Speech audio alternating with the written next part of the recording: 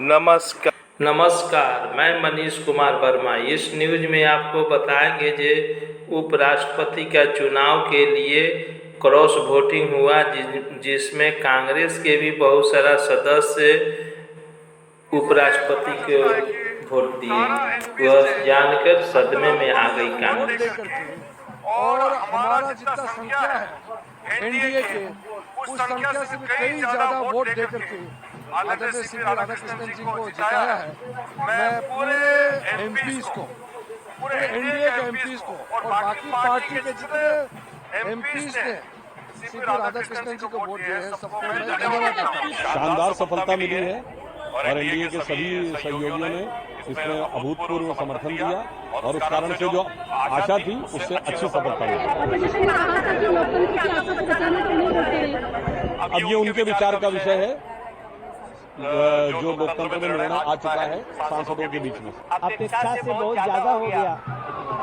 हम तो अपने 318 वोटों की बात थी, मगर जिस प्रकार से ये वोट 452 गए हैं, 418 से 452, तो ये हमारे लिए बहुत बड़ी बात है और ये जीत ऐतिहासिक है। सच पूछिए तो नक्सलियों के समर्थकों के सामने राष्ट्रभक्तों की जीत है।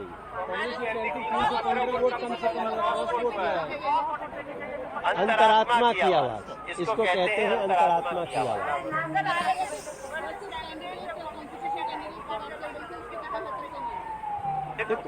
उनकी बहुत सारी विशेषताएं हैं सीपी राधाकृष्णन सर की, लेकिन जो सबसे बड़ी बात मैं इस चुनाव में देख रहा था कि कोई नक्सलियों का समर्थक हो और वो उपराष्ट्रपति का चुनाव लड़ाए। बधाई देते हुए उनको बधाई दे रहे हैं, शुभकामनाएं दे रहे हैं आज की जीत के।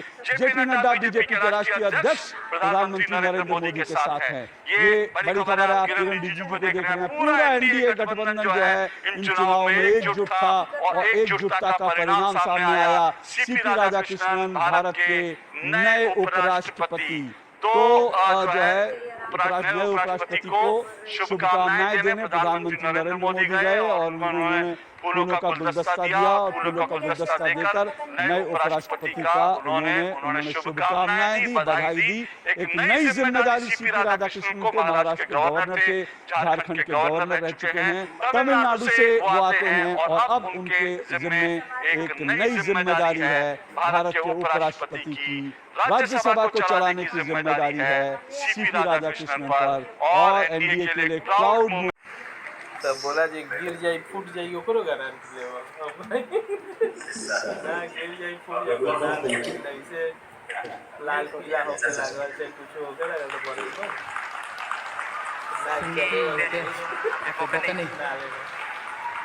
उतना बड़का मोबाइल हॉस्पिटल खोले बा, 4 गो 5 गो staff Patole. Thank you for the kind gesture. Now allow me to call on the Honorable Shri Ashwini Vaishnav, Union Minister for Railways, Information and Broadcasting and Electronics and Information and Technology to deliver his welcome speech. Kansabayan Pidbeng Nilolong. Chibai.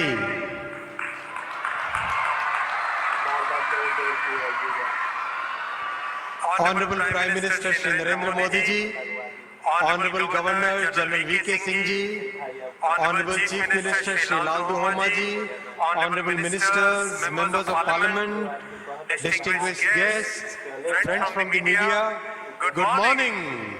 Chibai, hello Mizoram. Welcome to this historic day. Today, Mizoram capital gets railway connectivity.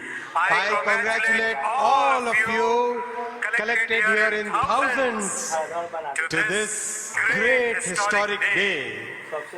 The Bhairavi-Sarang railway line was a very, very challenging project. It includes 45 tunnels and 55 major bridges.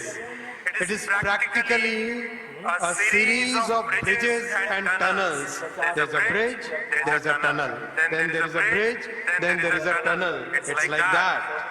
That's the way this line is built because of the Himalayan mountains and the deep valleys. In fact, one bridge in Mizoram is taller than Qutub Minar in Delhi.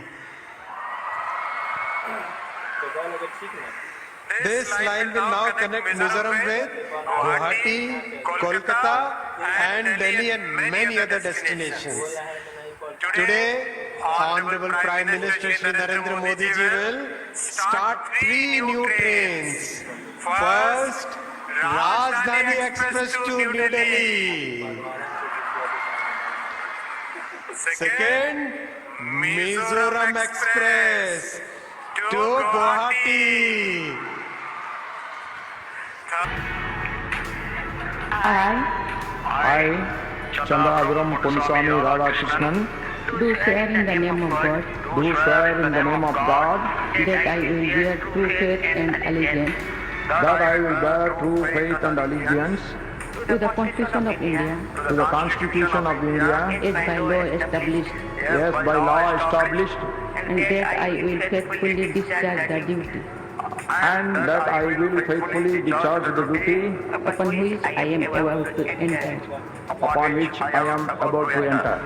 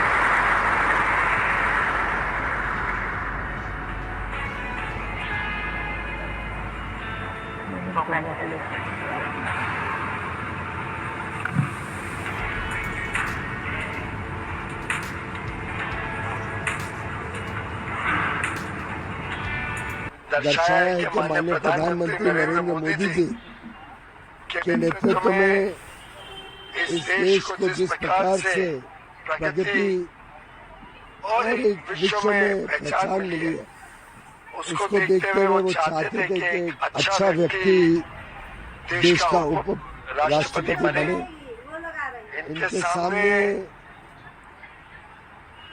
कोई चुनौती नहीं थी, फिर भी इतने सारे विपक्ष के सांसदों ने इनको समर्थन दिया। Doctor Shri C P Radhakrishnan ji को ये फिर एक बार दर्शाता है कि देश प्रधानमंत्री मोदी जी के साथ खड़ा है, देश आगे बढ़ना चाहता है, देश नकारात्मक सोच को ठुकराकर सकारात्मक राजनीति, विकास की राजनीति, प्रगति की राजनीति, शुद्ध राजनीति में विश्वास करता है। आदरणीय राधाकृष्णन जी को जिस मार्जिन से दोनों सदन राज्यसभा लोकसभा के एमपीज ने वोट देकर जिताया है, ये देश के लिए, हमारा संविधान के लिए, भारत का भविष्य के लिए एक अच्छा लक्षण है, क्योंकि उपराष्ट्रपति जी का चुनाव ये अपने